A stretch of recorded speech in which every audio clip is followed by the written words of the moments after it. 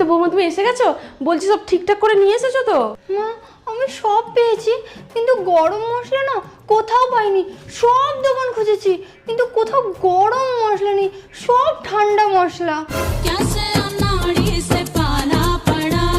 বৌমা আজকে শিলনোড়ায় চাটনি বানাবো, দারুণ খেতে হয়। মা আমি করছি, ঠিক আছে, কিন্তু প্লাগটা কোথায়? এক কাজ করুন, আপনি বরং প্লাগটা নিয়ে আসেন, আমি চাটনি বানিয়ে দিচ্ছি, আপনার একটু কাজের সুবিধা হয়ে যাবে তাহলে।